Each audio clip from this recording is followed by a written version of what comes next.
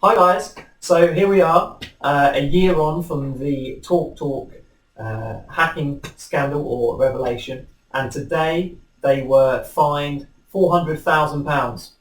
And I remember a year ago at the time, the CEO, Dido Harding, came on, I think it was on BBC News and other reports, saying that they've been hit by a very sophisticated attack and their security was in fact head and shoulders above the rest.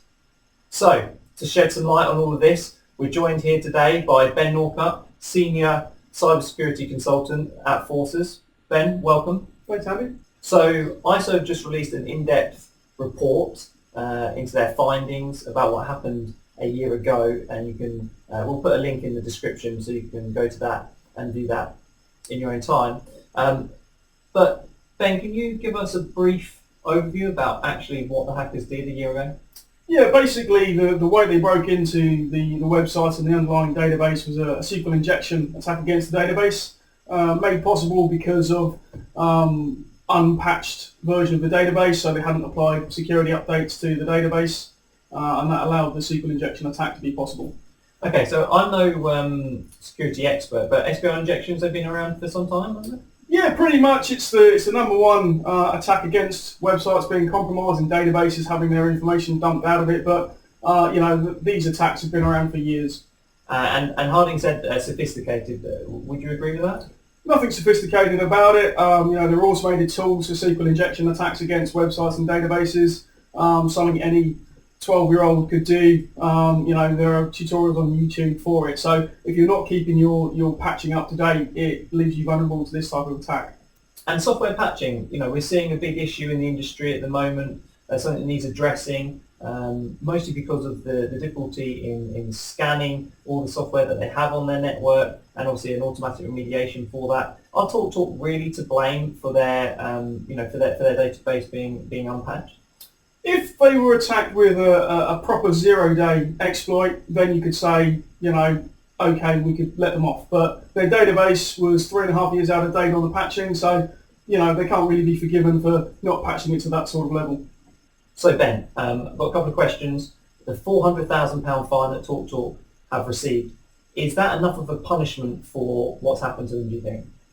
I mean, it's in line with sort of the current amount of fines that they can be given by the ICO. 500k is the current maximum, but for a company that turns over globally £1.8 billion, 400k is just a drop in the ocean for them. So it should really be much, much larger. GDPR is coming into play and, can be fined a percentage of their global revenue. So, in the future they would be fined much more for this sort of breach. And finally, Ben, any IT managers out there watching, what advice would you give them to stop a similar attack happening on their network?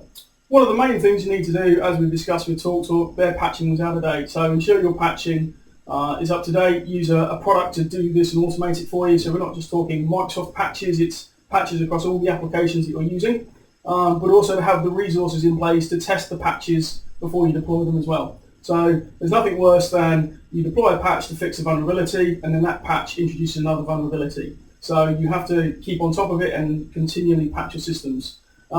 Penetration testing is an important thing to have done as well, not just against your internal systems, but your external ones as well. But the important thing to realise with a penetration test is a bit like an MOT for your network. It's valid on the day it's done, really. As soon as you apply a patch to remediate something that was identified in the pen test, or you add a new piece of software, you've got to go through the whole process again. Brilliant. Ben, well, thanks ever so much for joining us. Really appreciate your advice. Thanks, Andy. So there you go, guys. This was not a sophisticated attack. TalkTalk had atrocious security in place, and clearly this fine doesn't even scratch the surface for TalkTalk. It needs to be a lot bigger. What it does highlight, though, is that if you do the basic security things right, that will go a long way in off-putting the hackers from attacking your network. So let us know what you think to the size of this fine. Is it too small? Do the ICO need more powers? They can only fine up to 500k at the moment. Does that need to be brought in line with something like the GDPR that comes into play in 2018? And also let us know what you thought to TalkTalk's response. Okay guys, until next time, stay security smart.